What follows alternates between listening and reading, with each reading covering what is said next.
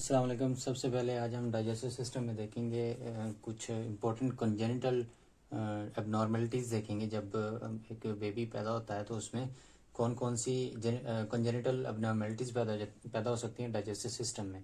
सबसे पहले ये कंजेनिटल एबनॉर्मेलिटीज़ डिफ़ाइन करने से पहले, इनके बारे में डिटेल में जानने से पहले देखते हैं कि डाइजेस्टिव सिस्टम क्या होता है। डाइजेस्टिव सिस्टम हमारे जिस्म का वो निज़ाम है जो हमारी फूड को उसकी उसकी मेस्टिकेशन करवाता है, उसकी डाइजेशन करवाता है, फिर उसकी डाइजेशन के बाद उसकी एब्जॉर्प्शन करवाता है। तो ये एक कंप्लीट हॉलो ऑर्गन है डाइजेस्टिव सिस्टम, जो हमारे ओरल कैविटी से शुरू होकर हमारी एनल तक ख़त्म हो जाता है। एक डाइजेस्टिव ऑर्गन है।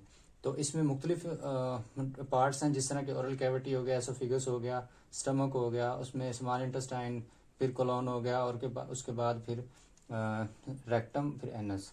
तो ये हमारा डाइजेस्टिव सिस्टम है। इसमें डाइजेस्टिव सिस्टम में कहीं तो फूड मेस्टिकेट हो रही होती है, यानी कि छोटे छोटे बोलसेस बन रहे होते हैं उसमें, और कहीं तो ये फूड डाइजेस्ट हो रही होती है, यानी कि माउथ से लेकर ओरल कैविटी से लेकर फिर फूड जो है ना हमारी एसोफिगस में आती है। वहाँ पर पेरिस्टाल्टिक मूवमेंट्स होती हैं जो फूड को एसोफिगस से फिर नीचे स्टमक में ले आती है। फिर स्टमक से फिर हमारी फूड वहाँ पर डाइजेशन होती है। वहाँ पर कुछ एंजाइम्स होते हैं और कुछ पेप्सिन एंजाइम, जिस तरह के पेप्सिन एंजाइम गैस्ट्रिक जूस का एक हिस्सा होते हैं, और उसके बाद फिर कुछ हाइड्रोक्लोरिक एसिड भी वहाँ पर प्रोड्यूस होता है। तो वो फिर फूड की डाइजेशन कराता है। फिर उसके बाद जब फूड की डाइजेशन हो जाती है, और उसके बाद फूड फर्दर मूव करती है स्मॉल इंटेस्टाइन में। वहाँ पर स्मॉल इंटेस्टाइन में भी सक्कस सेंट्रिकस, स्मॉल इंटेस्टाइन के जो एंट्रोसाइट्स होते हैं वो रिलीज करते हैं। सक्कस सेंट्रिकस एक सिक्रीशन होती है जो स्मॉल इंटेस्टाइन के एंट्रोसाइट्स रिलीज करते हैं, सिक्रेट करते हैं। फिर वो सक्कस सेंट्रिकस जो होती है वो, उसमें कुछ एंजाइम्स होते हैं, कुछ वहाँ पर एसिड्स होते हैं, वो डाइजेशन करवाते, जो डाइजेशन जो रह जाती है उसकी डाइजेशन करवाते हैं, और वहाँ पर ज़्यादातर स्मॉल इंटेस्टाइन में रिएब्जॉर्प्शन होती है फूड की।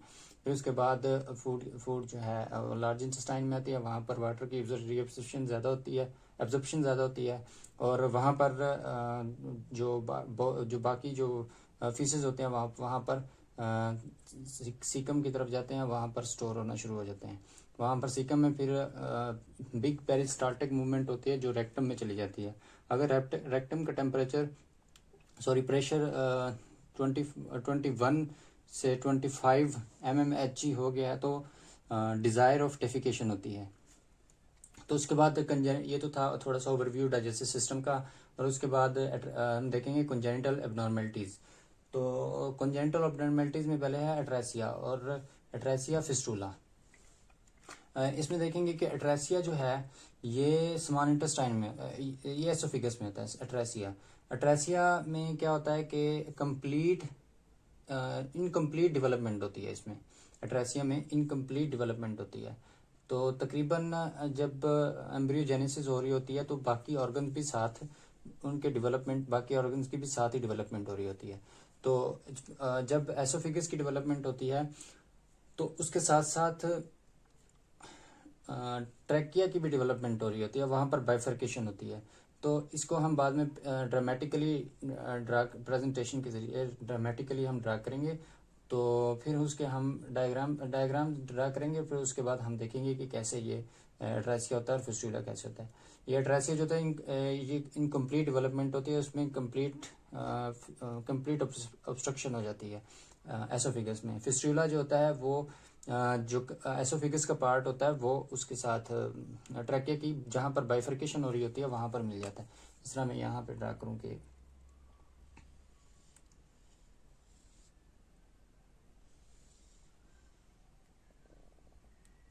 ये ट्रैकियल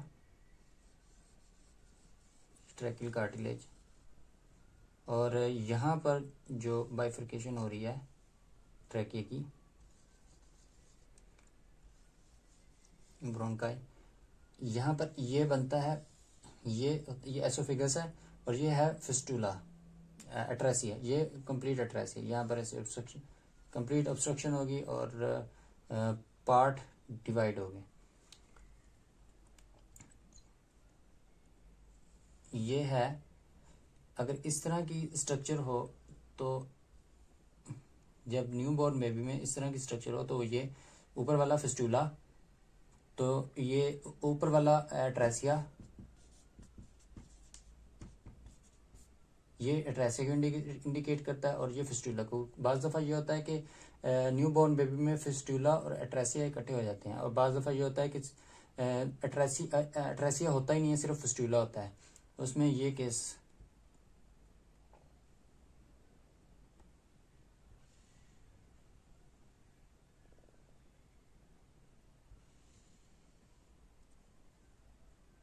इस तरह की शेप होती है, यानी कि बाइफर्केशन जहाँ पर ट्रैकियल ट्रंक की हो रही है वहाँ पर ये फिस्टूला बनता है।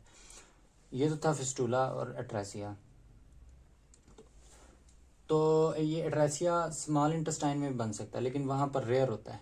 अगर बनता भी है तो वो वहाँ पर डोडिनम में बनता है। उसके बाद है डायफ्रैग्मेटिक हर्निया। डायफ्रैग्मेटिक हर्निया में क्या होता है कि जो डायफ्राम होता है, तो ये डायफ्राम इसकी इनकम्प्लीट डेवलपमेंट होती है, इसके जो मसल्स होते हैं इनकी इनकम्प्लीट डेवलपमेंट होती है, और जो जो एब्डोमिनल ऑर्गन्स होते हैं वो इसमें चले जाते हैं, इसमें हर्निएट करते हैं। इसको कहते हैं डायफ्रैग्मेटिक हर्निया। तो ओम्फेलोसील में क्या होता है कि जब न्यू बॉर्न बेबी होता है तो उसमें जो एब्डोमिनल लेयर होती है, जो एब्डोमेन है, इसकी जो फ्रंट लेयर है, यानी कि एम्बेलिकस से जो ऑर्गन्स होते हैं एम्बेलिकस से वो निकल आते हैं, आगे की तरफ प्रोट्यूड करते हैं।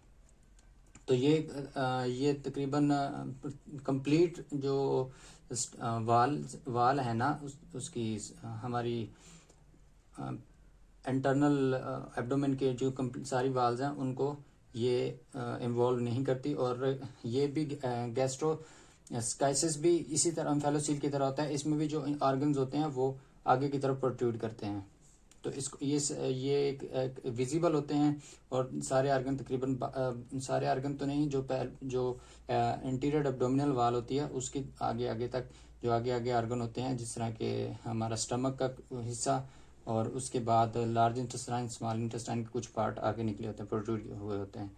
तो ये गैस्ट्रोस्काइसिस में तकरीबन सारे ही ऑर्गन्स, सारे ही स्टमक की लेयर्स हैं, पेरिटोनियम से लेकर जो आखिरी लेयर है हमारी एब्डोमेन की, जो एनवायरनमेंट से हमारी देखी जा सकती है, आउटर लेयर होती है, वो वहाँ से ये तकरीबन सारी लेयर्स इसमें इन्वॉल्व होती हैं। और एक्टोपिया में क्या होता है कि normal cells present at the abnormal place. ठीक है, इसके लिए एक और टर्म यूज की जाती है, कोरिस्टोमा।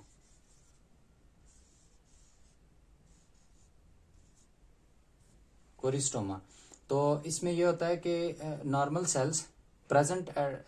Sales normally arranged present at the abnormal place, or at the if it's not present at the abnormal place but they are present actually at the wrong place, like ectopic gastric mucosa और ectopic pancreatic mucosa। ectopic gastric mucosa में ये होता है कि ये जो gastric mucosa होता है, जो वो म्यूकोजा जिसने गैस्ट्रिक को लाइन किया होता है, जो इंटीरियर वाल होती है उसकी स्टमक की, तो वहाँ पर जो म्यूकोजा होता है वो साफ जाहिर है कि वो एसिड प्रोड्यूसिंग म्यूकोजा होता है। वो जब ये म्यूकोजा एसोफिगस के अपर थर्ड में मौजूद हो तो इसको कहते हैं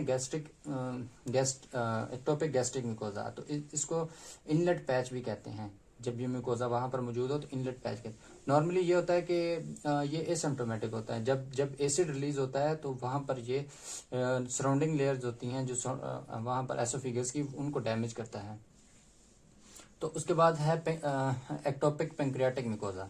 एक्रोटिव पेंक्रियाटिक म्यूकोजा में ये होता है कि जो पेंक्रियाटिक सेल्स होते हैं वो स्टमक में या एसोफिगस में, दोनों में मौजूद हो सकते हैं। इसमें सिर्फ एसोफिगस में मौजूद होते हैं गैस्ट्रिक म्यूकोजा सेल्स, और इसमें एक्टोपिक पेंक्रियाटिक म्यूकोजा सेल्स जो होते हैं वो एसोफिगस या स्टमक में मौजूद होते हैं। तो जब स्टमक हमारे स्टमक की एनाटॉमिकल डिवीजन है,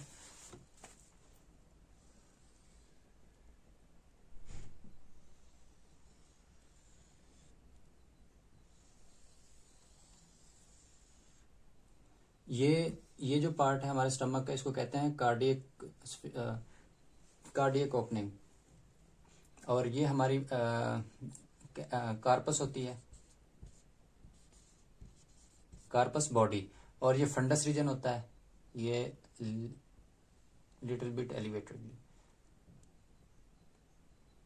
ये एलिवेटेड रीजन होता है। यहाँ पर फंडक ग्लैंड होता है, यहाँ पर भी फंडक ग्लैंड होता है। यहाँ ये वाला फंडस रीजन है, और ये एंट्रम है, ये एंट्रम है, ये वाला रीजन। और इसके बाद ये पाइलोरिक रीजन है, और इसके बाद फिर डोडिनम शुरू हो जाता है, स्मॉल इंटेस्टाइन का पार्ट शुरू हो जाता है। ये जो एंट्रम है, पाइलोरिक रीजन है, अगर यहाँ पर ये एक्टोपिक पेंक्रियाटिक टिश्यू मौजूद है तो वहाँ पर स्टीनोसिस होगी और इन्फ्लेमेशन होगी। ठीक है, स्टीनोसिस और इन्फ्लेमेशन।